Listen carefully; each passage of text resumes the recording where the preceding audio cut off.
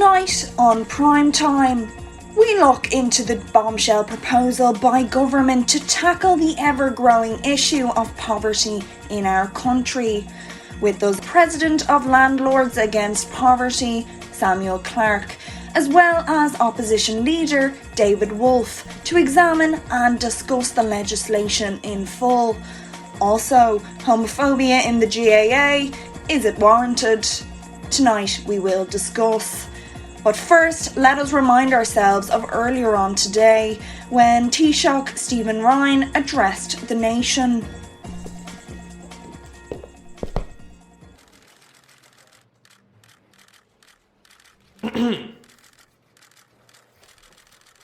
Good afternoon.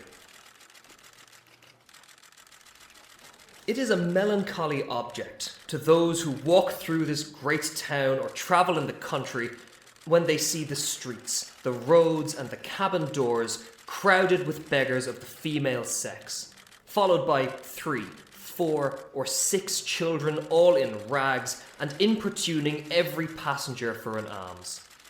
These mothers, instead of being able to work for their honest livelihood, are forced to employ all their time in strolling to beg sustenance for their helpless infants, who, as they grow up, either turn thieves for want of work or leave their dear native country to fight for the pretender abroad. I think it is agreed by all parties that the prodigious number of children in the arms or on the backs or at the heels of their mothers, and frequently of their fathers, is in the present deplorable state of the kingdom a very great additional grievance. And therefore, whoever could find out a fair, cheap and easy method of making these children sound and useful members of the Commonwealth would deserve so well of the public as to have his statue set up for a preserver of the nation. But my intention is very far from being confined to provide only for the children of professed beggars.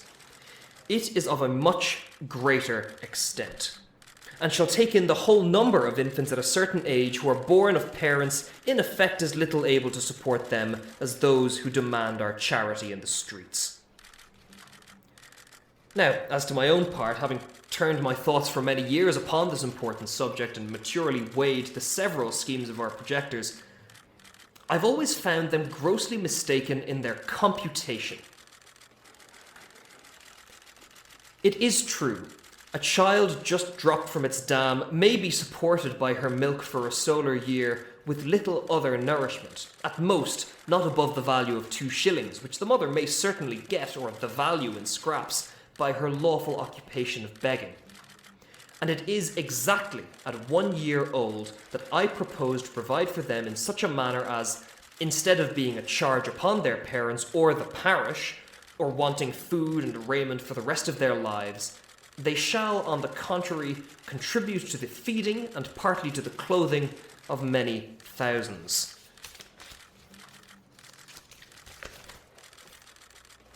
There is likewise another great advantage in my scheme, that it will prevent those voluntary abortions and that horrid practice of women murdering their bastard children, alas, too frequent among us, sacrificing the poor innocent babes, I doubt more to avoid the expense than the shame which would move tears and pity in the most savage and inhuman breast. Now, there is likely a number of questions and concerns that inherently arise with such aggressive legislation as this, so our Minister for Finance, Mr. Colm Ryan, will now discuss how this legislation is to be implemented.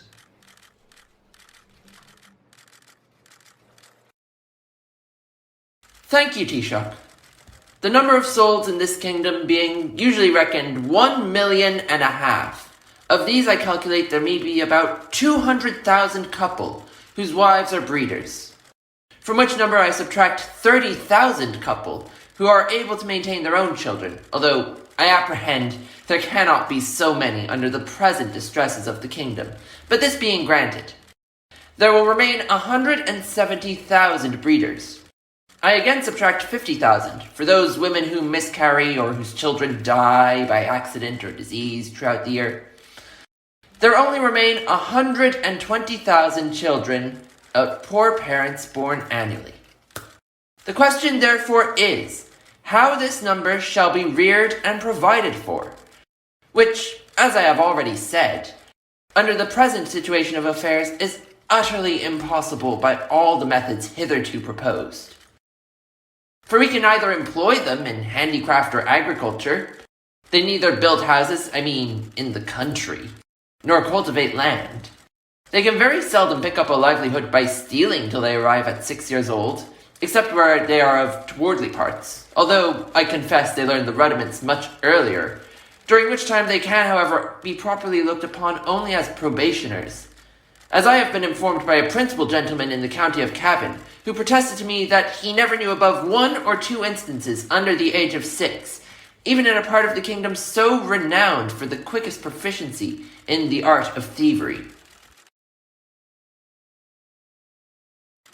We will now take any questions.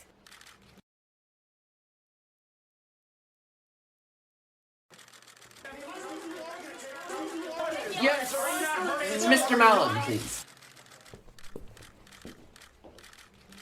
Sean Mallon, The Independent. Minister, the legislation has been criticised by many organisations to be a gross infringement on children's rights. But outside of that, how could the country possibly benefit from such a proposal that could have a detrimental effect on our tourism industry and economy? I am assured by our merchants that a boy or a girl before 12 years old is no saleable commodity. And even when they come to this age, they will not yield above £3, or £3.50 a crown at most, on the exchange, which cannot turn to account either to the parents or kingdom the charge of nutriments and rags, having been at least 4 times that of value. Many other advantages might be enumerated. For instance, the addition of some 1,000 carcasses in our exportation of barreled beef, the propagation of swine's flesh, and improvement in the art of making good bacon, so much wanted among us by the great destruction of pigs too frequent at our tables, which are no way comparable in taste or magnificence to a well-grown, fat yearling child, which roasted whole will make a considerable figure at a Lord Mayor's feast or any other public entertainment. But this, and many others, I omit, being studious of brevity. Supposing that 1,000 families in this city would be constant customers for infant's flesh, besides others who might have it at merry meetings, particularly at weddings and christenings, I compute that Dublin would take off annually about 20,000 carcasses, and the rest of the kingdom, where they will be probably sold somewhat cheaper, the remaining 80,000.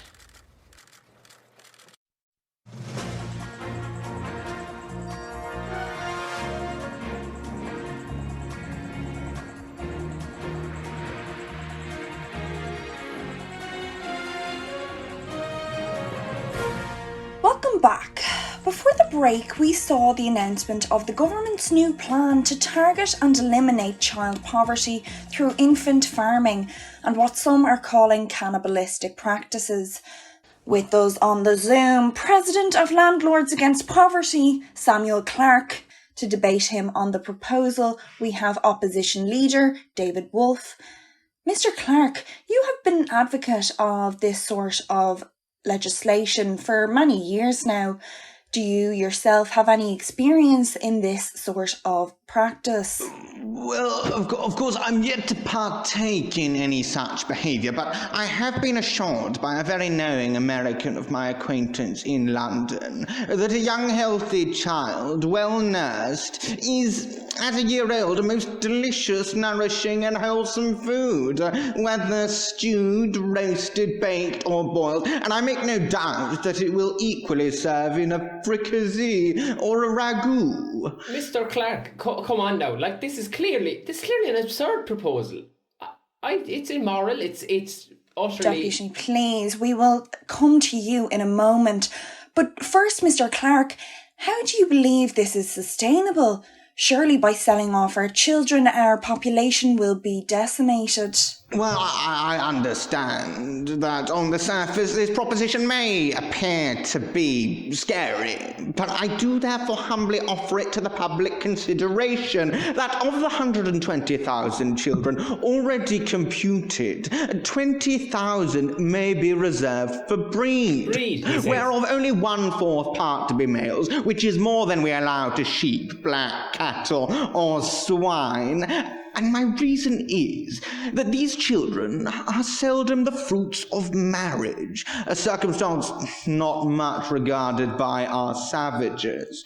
Therefore, one male will be sufficient to serve 4 females. So long as they're of quality, I suppose. That the remaining 100,000 may, at a year old, be offered in sale to the persons of quality and fortune through the kingdom, always advising the mother to let them suck plentifully in the last month, so as to render them plump and fat for a good table. A child will make 2 dishes at an entertainment for friends, and when the family dines alone, the fore or hind quarter will make a reasonable dish, and seasoned with a little salt or pepper will be very good, boiled on the 4th day, especially in winter. Now I have It's reckoned... an utterly disgraceful proposal. Upon a medium. Please. I have reckoned upon a medium that a child just born will weigh 12 pounds, and in a solar year, if tolerably nursed, increaseth to 28 pounds. So now we're talking about children in prices and weights, are we? I grant this food will be somewhat dear, and therefore very proper for landlords, who, as they have already devoured most of the parents, seem to have the best title to the children. Sorry, excuse me, Mr. Clarke, excuse me, I have to ask, how on earth do you suppose to manufacture infant meat? Who will farm these children? What? Deputy, infant children will be in season throughout the year, but more plentiful in March and a little before and after, for we are told by a grave author, an eminent French physician, that fish being a prolific diet, there are more children born in Roman Catholic countries about 9 months after Lent than at any other season. Therefore, reckoning a year after Lent, the markets will be more glutted than usual, because the number of popish infants is at least 3 to 1 in this kingdom, and therefore it will have one other collateral advantage by lessening the number of papists among us. There is not a man in Ireland who will support this nonsense. I have already computed the charge of nursing a beggar's child, in which list I reckon all cottagers, labourers, and 4/5 of farmers to be about 2 shillings per annum, rags included, and I believe no gentleman would repine to give 10 shillings for the carcass of a good fat child, which, as I have said, will make 4 dishes of excellent nutritive meat, when he hath only some particular friend or his own family to dine with him. Thus the squire will learn to be a good landlord and grow popular amongst his tenants. Popular, he says. Popular amongst his tenants. The mother will have 8 shillings neat profit and be fit for work till she produces another child.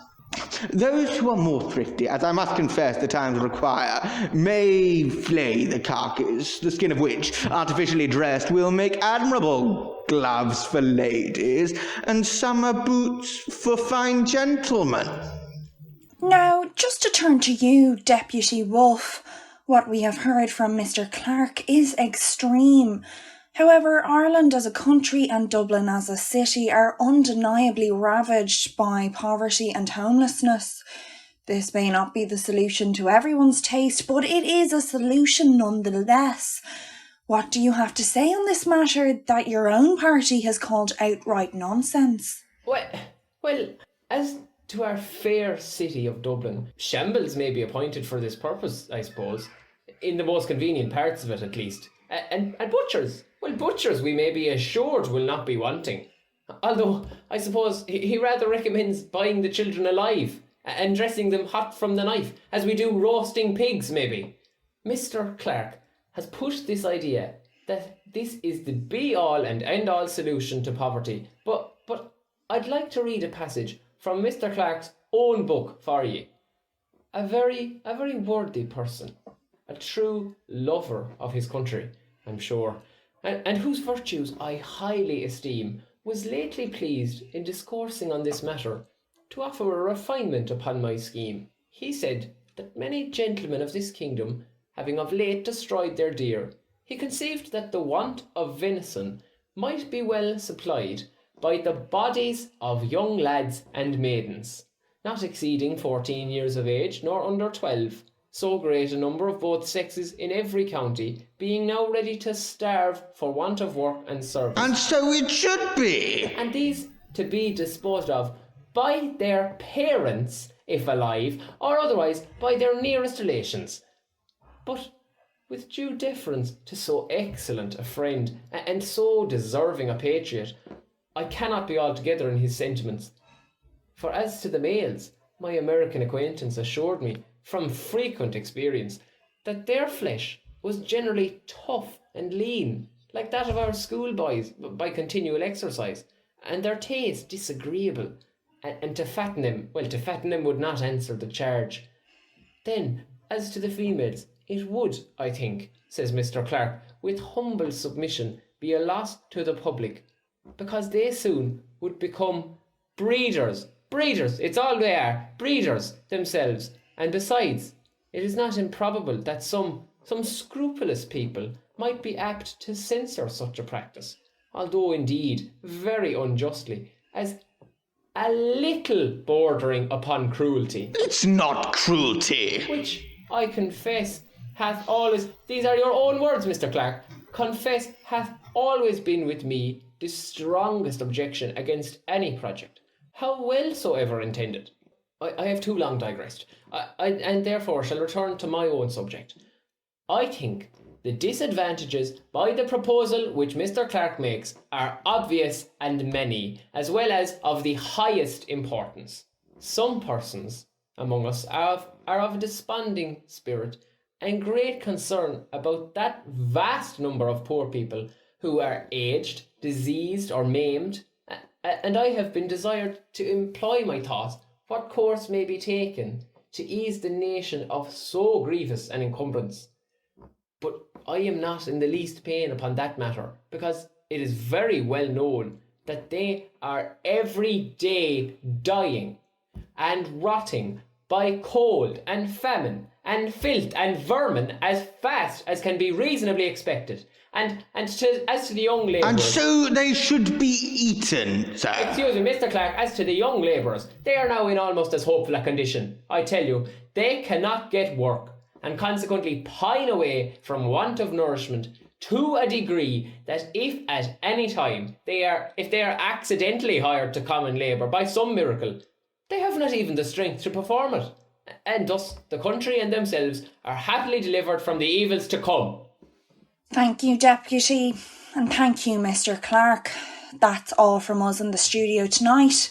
We'll leave you with these final images from the press conference earlier.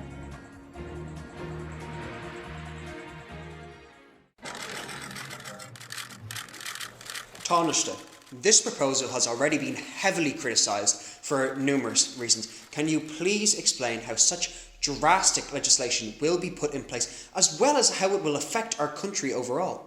Thank you, Mr. Woodworth. Your question is greatly appreciated. I will now speak on my 6-point plan on this issue. For first, as I have already observed, it would greatly lessen the number of papists with whom we are yearly overrun, being the principal breeders of the nation, as well as our most dangerous enemies. Taoiseach, they are incredibly sectarian, sweeping and generalising comments. Is your party really willing to stand over these statements? Who stay at home on purpose with the design to deliver the kingdom to the pretender, hoping to take their advantage by the absence of so many good Protestants who have chosen rather to leave their country than stay at home and pay tithes against their conscience to an episcopal curate. Secondly, the poorer tenants will have something valuable of their own, which by law may be made liable to distress and help to pay their landlord's rent, their corn and cattle being already seized, and money a thing unknown. Thirdly, whereas the maintenance of 100,000 children from 2 years old and upwards cannot be computed at less than 10 shillings apiece per annum, the nation's stock will thereby be increased £50,000 per annum, besides the profit of a new dish, introduced to the tables of all gentlemen of fortune in the kingdom who have any refinement and taste. So, Minister, you are saying this money will mostly benefit the upper classes of this country? Well, yes, the money will circulate among ourselves, the goods being entirely of our own growth and manufacture. Fourthly, the constant breeders, besides the gain of 8 shillings sterling per annum by the sale of their children, will be rid of the charge of maintaining them after the first year. Fifthly, this food would likewise bring great custom to taverns, where the vintners will be certainly as so prudent to procure the best recipes for dressing it to perfection, and consequently have their houses frequented by all the fine gentlemen who justly value themselves upon their good knowledge in eating. Further, a skillful cook who understands how to oblige his guests will contrive to make it as expensive as they please. Taoiseach, the flavour and the quality of the food is of the least concern to the numerous human rights organisations campaigning against these extreme measures. Sixthly, this would be a great inducement to marriage, which all wise nations have either encouraged by rewards or enforced by laws and penalties. It would increase the care and tenderness of mothers towards their children, as they were sure of a settlement for life. To the poor babes, provided in some sort by the public, to their annual profit instead of expense. We should soon see an honest emulation among the married women, which of them could bring the fattest child to the market, and men would become as fond of their wives during the time of pregnancy as they are now of their mares and foal, their cows and calf, or sows when they are ready to farrow, nor offer to beat or kick them, as is, I believe, far too frequent practice, for fear of miscarriage. All in all, supposing that 1,000 families in the city would be constant consumers for infants' flesh, besides others who might have it at merry meetings, particularly weddings and christenings, I compute that Dublin would take off annually about 20,000 carcasses, and the rest of the kingdom, where probably they will be sold so much cheaper, the remaining 80,000. Minister, I can think of no one objection that will possibly be raised against this proposal, unless it should be urged that the number of people will thereby be lessened in the kingdom. This I freely own, and was indeed one principal design in offering it to the world. I desire the reader will observe that I calculate my remedy for this one individual kingdom of Ireland, and for no other that ever was, is, or I think ever can be upon this earth. Therefore let no man talk to me of some other expedients, of taxing our absentees at 5 shillings a pound, of using neither clothes nor household furniture, except what is of our own growth and manufacture, of utterly rejecting the materials and instruments that promote foreign luxury, of curing the expensiveness of pride, vanity, and idleness and gaming in our women, of introducing a vein of parsimony, prudence, and temperance, of being a little cautious not to sell our country and consciousness for nothing, of teaching landlords to have at least 1 degree of mercy towards their tenants. Lastly, of putting a spirit of honesty, industry, and skill into our shopkeepers, who, if a resolution could now be taken to buy only our native goods, would immediately unite to cheat and exact upon us in the price, the measure, and the goodness, nor could it ever be brought to make one fair proposal of just dealing, though often and earnestly invited to it.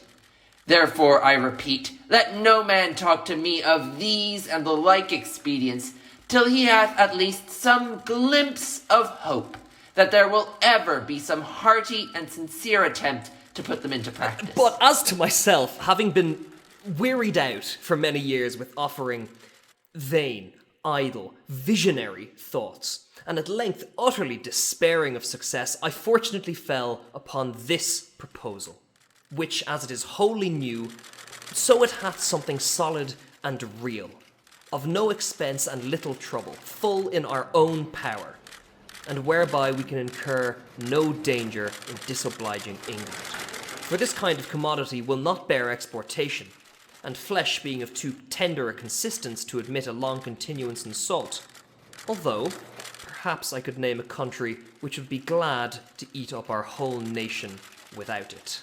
After all, I'm not so violently bent upon my own opinion as to reject any offer proposed by wise men, which shall be found equally innocent, cheap, easy, and effectual. But before something of that kind shall be advanced in contradiction to my scheme and offering a better, I desire the author or authors will be pleased maturely to consider 2 points. First, as things now stand, how will they be able to find food and raiment for 100,000 useless mouths and backs? And secondly, there being a round million of creatures in humane figure throughout this kingdom, whose whole subsistence put into a common stock would leave them in debt 2 million of pounds sterling, adding those who are beggars by profession to the bulk of farmers, cottagers, and labourers with their wives and children who are beggars in effect. I desire those politicians who dislike my overture, and may perhaps be so bold as to attempt an answer, that they will first ask the parents of these mortals whether they would not at this day think it a great happiness to have been sold for food at a year old in the manner I prescribe, and thereby have avoided such a perpetual scene of misfortunes as they have since gone through, by the oppression of landlords, the impossibility of paying rent without money nor trade, the want of common sustenance, with neither house nor clothes to cover them from the inclemencies of the weather, and the most inevitable prospect of entailing the like or greater miseries upon their breed forever. I profess, in the sincerity of my heart, that I have not the least personal interest in endeavouring to promote this necessary work, having no other motive than the public good of my country, by advancing our trade, providing for infants, relieving the poor, and giving some pleasure to the rich. I have no children by which I can propose to get a single penny, my youngest being 9 years old, and my wife past childbearing.